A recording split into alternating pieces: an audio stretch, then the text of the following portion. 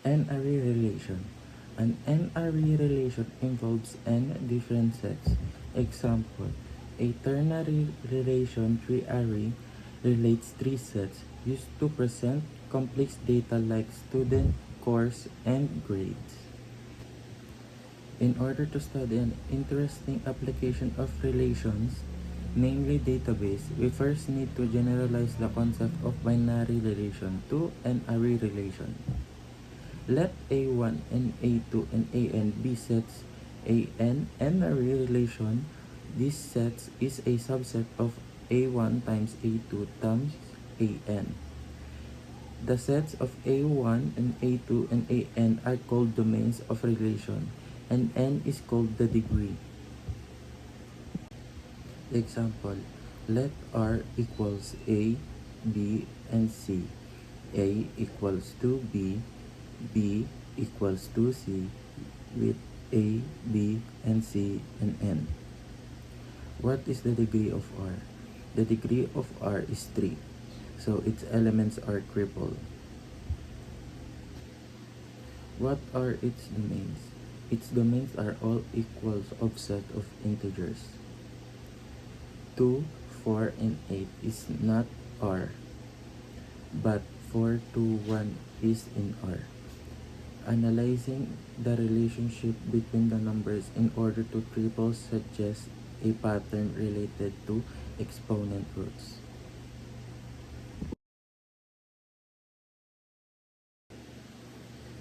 Database relation. A database relation is basically a table, rows, or columns. Each row follows the same structure. Let us take a look at a type of database representation that is based on relation, namely the relational data model. A database consists of n tables called records, which are made of fields. These fields are entries of n tables. The relational data model represents a data as an array relation that is set of records. So, ang relational data model daw ay nagrepresent ng database bilang isang collection ng mga records na nakaayos sa isang table at bawat entry sa row ay isang field at sa kabuuan nito ay tinatawag itong relation. Example, consider a database of students whose record are represented as 4 tables with the field student name, ID number, major, and GPA. So ito yung example niya. Anchorman 231,455 CS and GPA niya is 3.88. Relation that represent database are also called tables since they are often displayed as tables. A domain of an n-array relation is called a primary key if the n tables are uniquely determined by their values from this domain. This means that no two records have been the same value from the same primary key. In our example, which of the fields of students' ID number, major, and GPA are the primary keys? Student name and ID numbers are the primary keys because no two students have identical values in this field. In a real student database, only ID number would be primary key. So sa example natin, ang primary key lang doon is yung student name and ID number kasi wala namang magka-same ng pangalan and ID number doon sa database na yon. Pero sa totoong buhay, hindi pwedeng magamit ang student name bilang primary key kasi maraming tao sa mundo ay magkakaparehas na pangalan. Kaya meron tayong ID number na maituturing na primary key dahil ito lang ang natatangi na sigurado tayong magkakaibang estudyante. In a database, primary key should be remain 1 even if new records are added. Therefore, we should use primary key of the intention of database containing all the n tables that can ever be included in our database. Combination of domain can also uniquely identify as n tables in an n-array relation. When the values of set of domains determine an n-tuple in a relation. The Cartesian product of this domain is called composite key.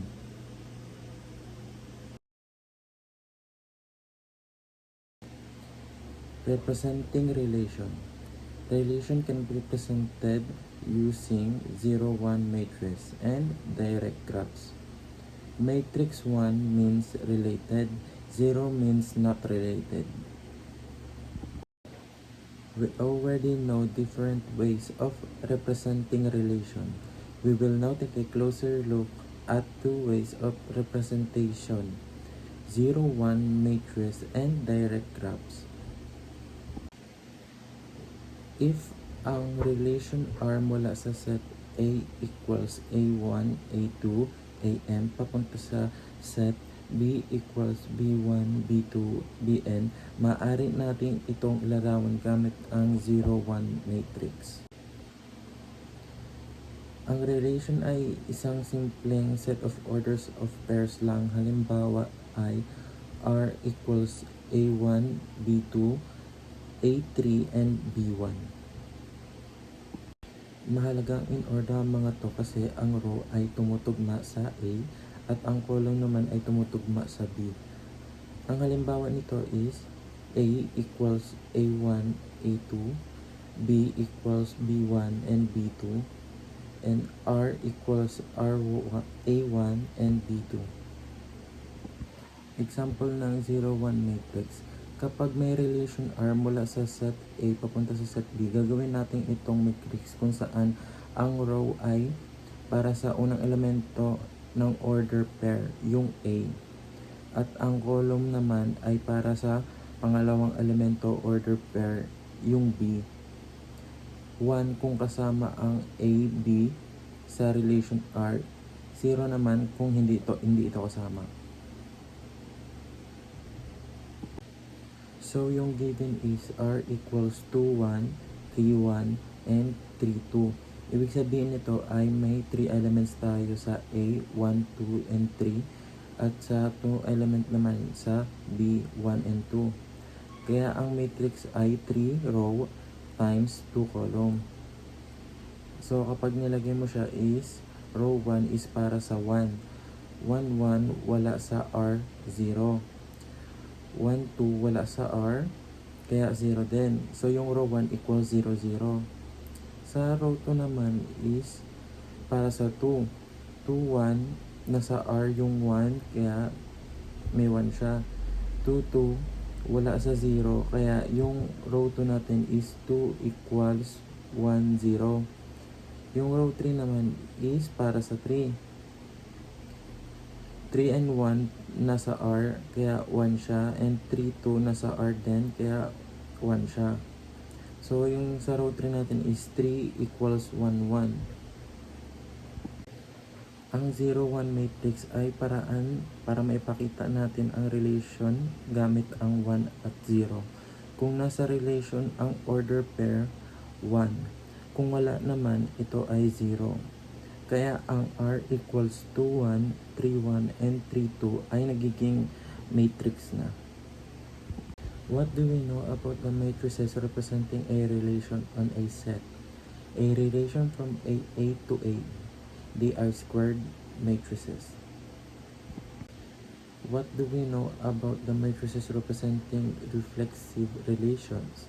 All elements on diagonal of such matrices M-ref must be 1s. So, itong nasa baba is example of symmetric matrix and non-symmetric matrix, and symmetric relation and non-symmetric relation. The Boolean operation joins and meet can be used to determine matrices representing the union and the intersection of two relations respectively.